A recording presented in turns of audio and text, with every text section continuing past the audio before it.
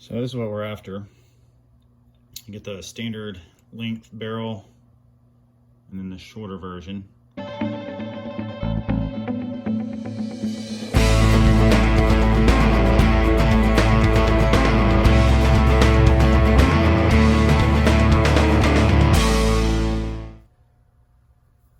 We have the barrel locked up here in the vise. I use these soft jaws. I highly recommend them. They lock it in there nice and tight, but I know they're not going to damage the metal stuff that I put in here, and I put a lot of plastic parts in there too. But it holds it nice and solid. So what we're going to do is we want to bring this standard length barrel all the way down to the shorter length. If you cut it right here, you can thread that. The silencer, strangely enough, will actually thread on right onto that. But it doesn't work properly if you want to use the A2 and you want to get big enough thread. So what we're going to do is we're going to cut it back, and then we're going to use this as a starter. We're going to have to grind part of this thicker section of the barrel out. And we're going to use this little belt sander down here, which I'll show you in a minute. And then we're going to go back and use the tap and die, and we're going to actually put new threads on it. So here we go. We're going to cut this off. Got a nice sharp bimetal hacksaw. You could use your Dremel, whatever, you know, whatever works for you. Mostly just want to get a good start. And cuts right off. So we're just going to use that, and that's going to give us a good start. So now we'll go back and we'll do the grind.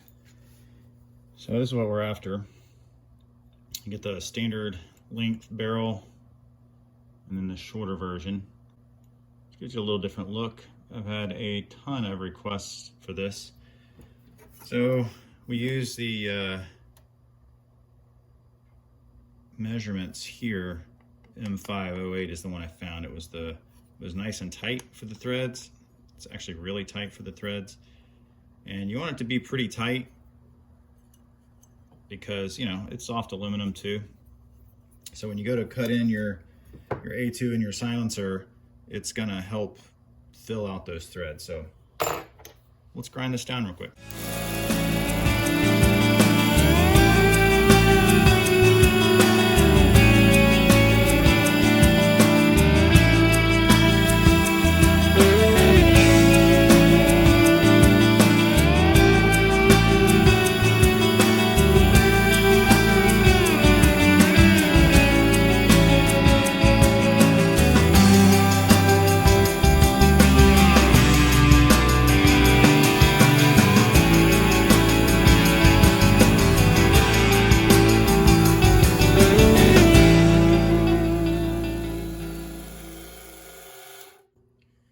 I love this little thing. It is amazing. I'm pretty sure I found it on eBay, and I wasn't really sure about it, but it has been quite the little beast for what I'm trying to do. Now what we're going to do is see if I cut enough off of here to get this thread going. You just got to kind of work it on there and get it to cut that first bit. I think that's going to be enough to cut. Yeah, that's going to be enough to cut. So we're going to move over and change camera angles, and I'm going to lock this back in my vise, and then I'm going to cut the rest of that out, and then we're going to do a test fit. All right, let's cut.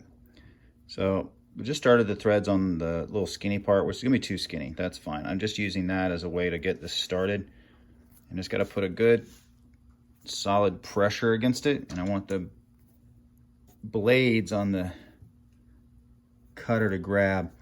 It's really important that you're careful because you don't want to just force your cuts. You want to take your time. You want to back it out a little bit and go in a little bit at a time, because if you go too fast and you go too far, you're likely to strip your threads out. For what we're doing, we actually only need a few threads for these little guys to fit on and to grab. So I think we're in a good spot right there. Let me go grab a A2 and a suppressor, and we'll see what we got.